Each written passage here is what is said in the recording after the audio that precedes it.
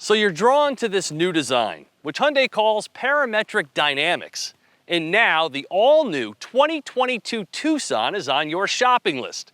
But which model is right for you? The gas model, perhaps the Sporty N Line, or maybe even a plug-in? Or how about this all-new hybrid, which even comes standard with all-wheel drive? Hyundai sells more Tucsons than any other model, and it's not even close.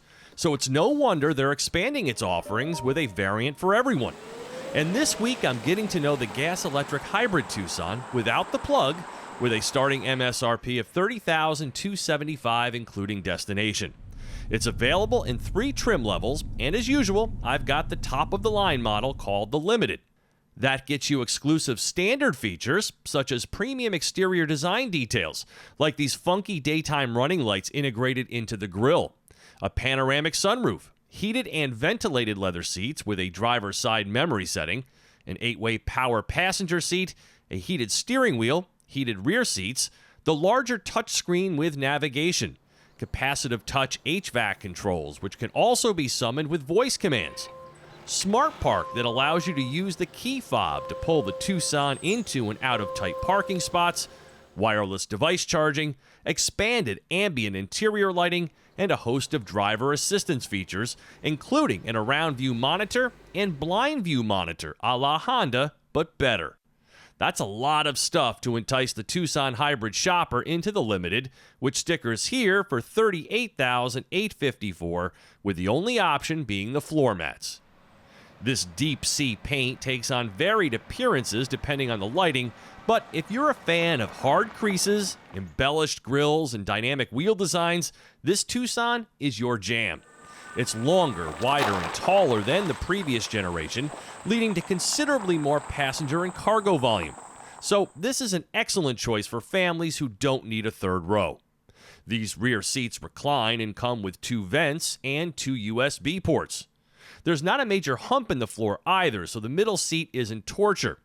And then out back, you've got the smart liftgate that doesn't require a kicking motion to open, just you standing there.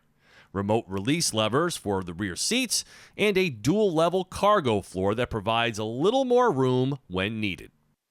My complaints about this top trim Limited model are the same ones I've been echoing about other Hyundais of late. Wireless Apple CarPlay and Android Auto only exist on the lesser trims with the smaller touchscreen. And the phone as a key function doesn't work with Apple devices. 2 little tidbits you might miss in the misleading TV spots. But on the positive side, it is Lexus level quiet in here. The convenience features are robust. Blue Link is excellent, and there's more room in here than ever before, so you can get more done. And with this hybrid model, the driving range is over 500 miles.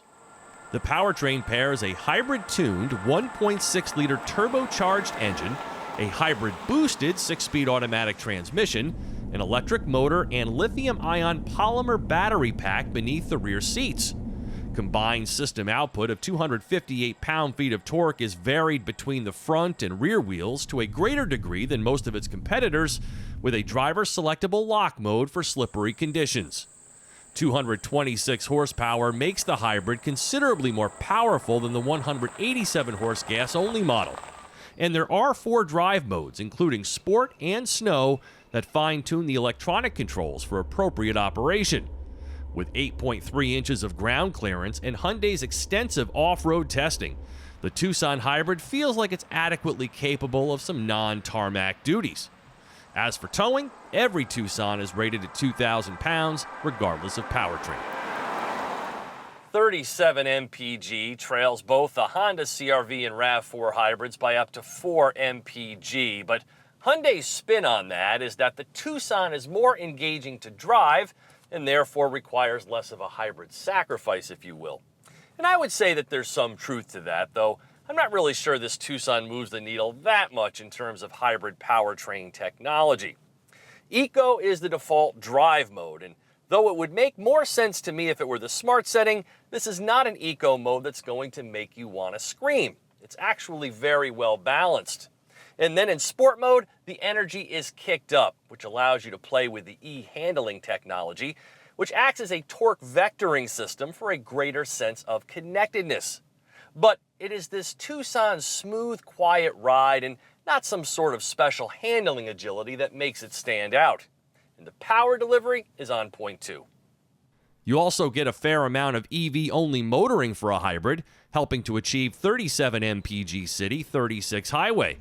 Now, if you opt for the more blue-collar Tucson Hybrid Blue, that number goes to 38 mpg. For comparison, the gas model nets 26. As for driver assistance, it should be noted that Hyundai's Highway Driving Assist, which works on federal interstates, is the best such form of smart cruise and lane following not named Super Cruise. It is a hands-on system, but if your hands come off the wheel, the Tucson will do the job for far longer than other systems.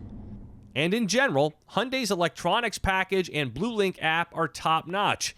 If only they would give this 10-inch screen all of the benefits of the 8-inch screen. If you can embrace the polarizing design, the Tucson, in all of its various flavors, makes a compelling argument for purchase. For TestDriveNow.com, I'm Steve Hammis.